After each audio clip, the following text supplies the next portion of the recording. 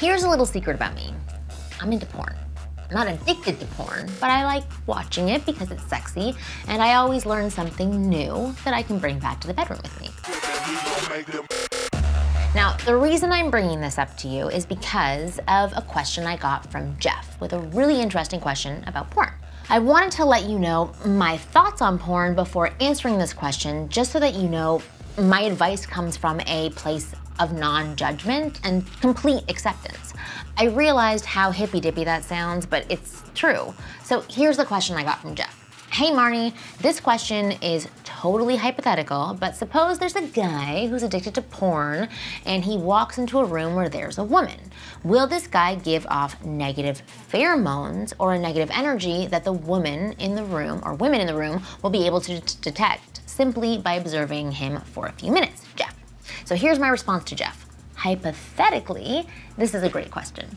I've not heard that porn viewing affects your pheromones, but I have heard that it can skew your view of the world and the women in it. Meaning that you may walk into a post office and be totally confused by the fact that there are 0 busty blondes working there eager to help you with your package.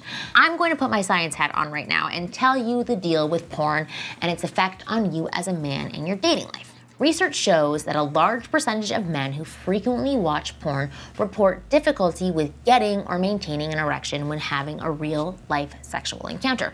According to science, porn is a supernormal stimulus and it activates the normal reward mechanisms in our brain, but it does so at such a high level that we perceive it to be way more pleasurable than the average arousing stimulus. Okay, according to a study by Cambridge University, researchers have found compulsive porn users react to porn cues in the same way that drug addicts react to drug cues, which I think is crazy. So how it works is the brain has something called the reward circuit, which developed during simpler hunter-gatherer times to produce dopamine for naturally rewarding things like food and sex and connection. However, there are extreme versions of these rewards, like watching excessive arousing stimulus that provide us way too much dopamine and can override our natural satiation mechanisms. What happens is your brain has a molecular switch that creates a binge cycle promoting a craving to continue receiving that reward, which makes complete sense.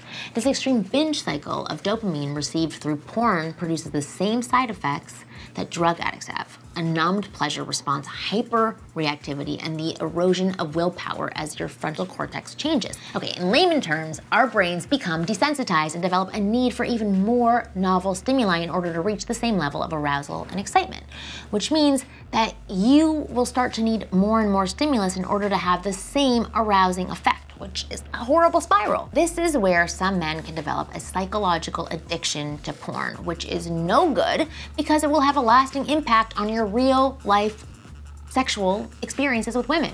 So how does this impact your pheromones?